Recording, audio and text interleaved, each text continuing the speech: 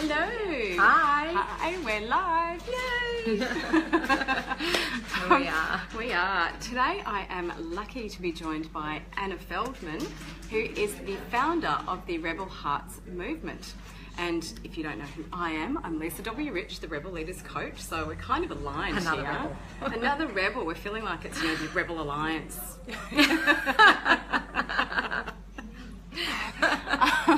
Anyway, today Anna is going to be kind enough to share some of her thoughts around creating clarity.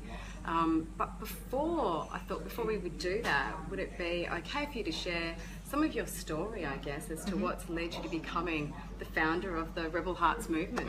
So if you could share some of that, Thanks, and then we'll Lisa. go into the clarity. Absolutely. So today I do lead a movement called the Rebel Hearts, and I'm really on a mission to today liberate as many professional women as possible to really stand up against their own BS, everything that's in the way of them living an authentic life in the heart of their destinies. There's a lot of stuff that... So what got you to that? Right, exactly. What came up for you? That's right, Yeah. exactly. So I'm so on mission, but it wasn't always that way for me. So Yeah. rewind about 20 years, I was in the executive world myself, and definitely not living my truth, whatever I sensed that was at the time. I was lucky enough to be able to make the leap into something I felt resonated with me, which was yoga teacher training. So that was my first step into honoring, really having that courage to honor what was real for me at the time. I was following this inspiration, this fire inside. I became a teacher, and I still am I've been a teacher of yoga for over 15 years, but inside of that I've been able to follow my bliss, and I've been able to become an Ayurvedic therapist and a few more feathers in my bow around wellness. And yet in doing that, I could feel that I still wasn't on purpose, like I wasn't clear about what I was here to so I call it my unique leadership. So this is the piece. So I was skirting around it. You knew there was something, so you're trying. I was getting close. Yeah.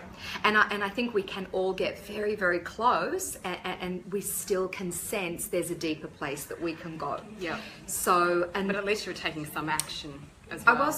I was taking action.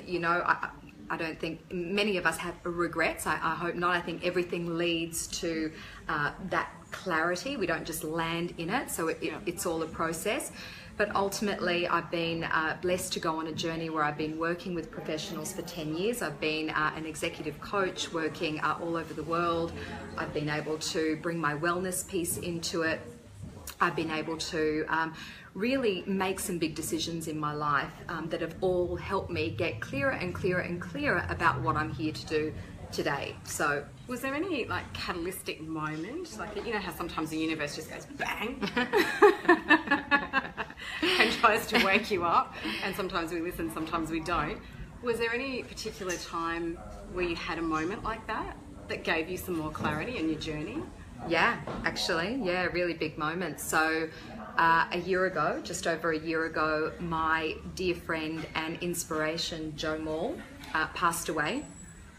The shock of her death literally caused me to go into an inner recalibration. It's like a midlife crisis, but without the red sports car driving into the sunset. There's nothing glamorous. Can't we have the red sports I car wish as I had a well? more interesting story. No, what it is, it's like everything that wasn't actually in alignment just fell away. A business dropped away that I'd been working on for, a couple of years, various friendships, all that small talk. So it was huge. In fact, it was Jo's passing that had me fully own that last piece that I was not really claiming my own authentic power, which was an autoimmune condition that I have, a rare autoimmune condition called vitiligo, which is a condition that is depigmenting my skin quite rapidly, and I've had it since I've been in my 20s.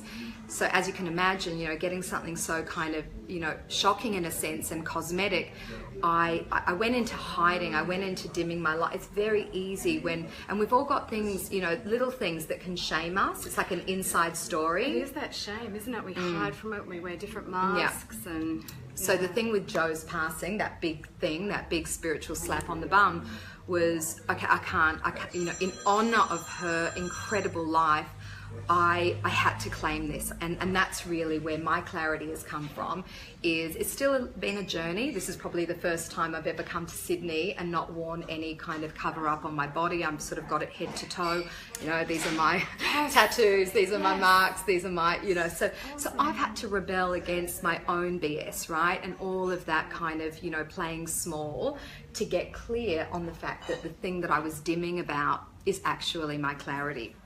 So yeah, that's probably, you know, a piece that we can bring into, you know, the wisdom that I have to share is just from my own living it and coming out and revealing it. Well, like I have to say, I'm just so stoked that you are able to do that today. That is just awesome. A relief. And it's huge. It's massive. So it's a huge relief. Yeah. It's a liberation. I think when you've hit your clarity piece, it feels like a weight obviously has been taken off my shoulders. It's like, this is who I am, fuck it, if you don't like it, you know, this is an inside job, and you know, this is part of that inner rebellion to land in it.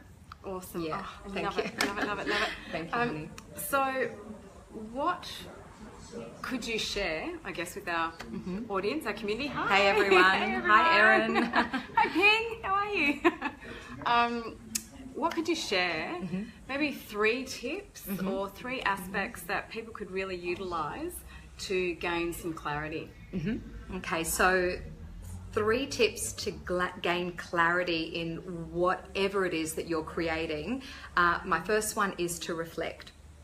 Your stories, everything that you've lived through, everything that has shaped you has some wisdom. It's worth sitting, writing, decluttering and distilling those stories from your higher self. So most of you are probably highly developed people.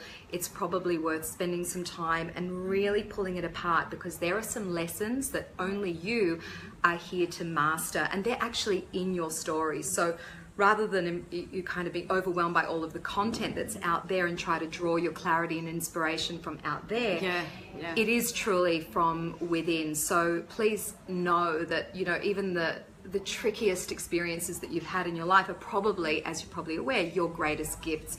So it's worth articulating those, because in the heart of them is your clarity. So how do we find that? How do we bring that up? What's worked for you where you've actually been able to tap into that and bring it up? Are there certain techniques that you would use? To bring up the wisdom? Yeah, absolutely. To tap into that clarity. Yeah, so when I'm decluttering a story, I'm asking myself questions. So I'm asking myself things like, you know, what am I believing about myself? What am I believing about others? What am I believing about life itself?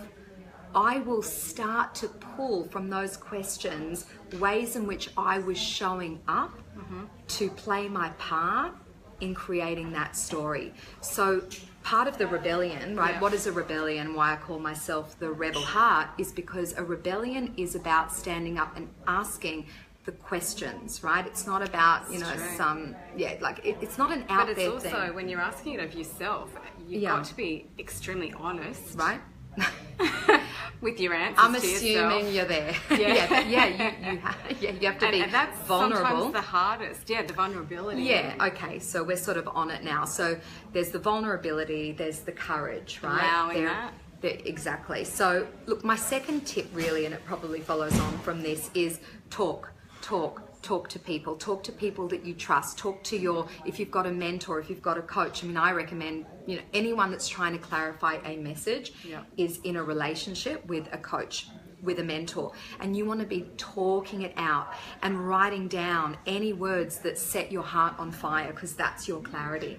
Okay, absolutely. So this is not something, the reflection part, that's an inside job. The next step is connection, because there are things that somebody else's energy is going to open up for you that you can't do for yourself, things somebody else will see that you can't see for yourself. And quite often that's when you're being triggered, isn't it? You know, you can experience that sometimes as a bit of a negative, but it's actually there's some gold in that and some wisdom in that, isn't there, when you really, really look at it. Yeah. Did you also find, being, I guess, a yoga instructor, has yoga and I would imagine meditation and things like that have really helped you along the path? In terms of clarity? Yeah, or tapping into your own...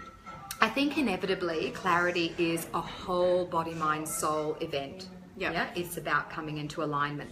So for me, it goes without saying that we can't distract ourselves any longer from being in tune.